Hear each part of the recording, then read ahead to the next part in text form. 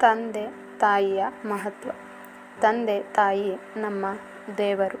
ನಮ್ಮನ್ನು ಹೆತ್ತು ಹೊತ್ತು ಸಾಕಿ ಸಲಹಿ ಒಳ್ಳೆಯ ಮಾರ್ಗದಲ್ಲಿ ನಡೆಸುವ ನಮ್ಮ ತಂದೆ ತಾಯಿಗಳಿಗೆ ನಾವು ಯಾವತ್ತೂ ಋಣಿಯಾಗಿರಬೇಕು.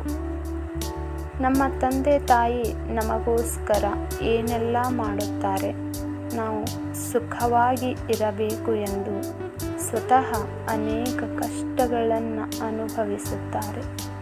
ಈ ಋಣವನ್ನು ತೀರಿಸುವುದು ಅಸಾಧ್ಯ. ಕನಿಷ್ಠ ಪಕ್ಷ ನಾವು ನಮ್ಮ ತಂದೆ ತಾಯಿಗೆ ದೇವರ ಸ್ಥಾನವನ್ನು ನೀಡಿ ಗೌರವಿಸೋಣ. ನಾವೆಷ್ಟು ಜನ್ಮವೆತ್ತಿ ಸೇವೆ ಮಾಡಿದರೂ ಕೂಡ ಅವರ ಋಣವನ್ನು ತೀರಿಸಲು ಸಾಧ್ಯವಿಲ್ಲ. ಅವರ ಕಣ್ಣಲ್ಲಿ ಒಂದು ಹನಿ ಕಣ್ಣೀರು ಬರದಂತೆ ನೋಡಿಕೊಳ್ಳುವುದು ನಮ್ಮ ಜವಾಬ್ದಾರಿಯಾಗಿದೆ.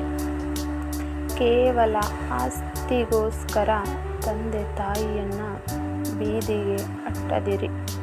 ಅವರ ಶಾಪ ನಮ್ಮನ್ನು ಸುಟ್ಟು ಬೂದಿ ಮಾಡುತ್ತದೆ. ಆದ್ದರಿಂದ ತಂದೆ ತಾಯಿಯ ಋಣ ಯಾವತ್ತೂ ತೀರಿಸಲಾಗದು. ಅವರನ್ನು ನೋಯಿಸಿದರೆ ನಮ್ಮ ಬದುಕೆ ಬರಡಾಗುವುದು. ಅವರ ಋಣ ತೀರಿಸಲು ಆಗದಿದ್ದರೂ ಪರವಾಗಿಲ್ಲ, ಅವರನ್ನು ಕೊನೆಯವರೆಗೆ ಚೆನ್ನಾಗಿ ನೋಡಿಕೊಂಡರೆ ಅಷ್ಟೇ ಸಾಕು.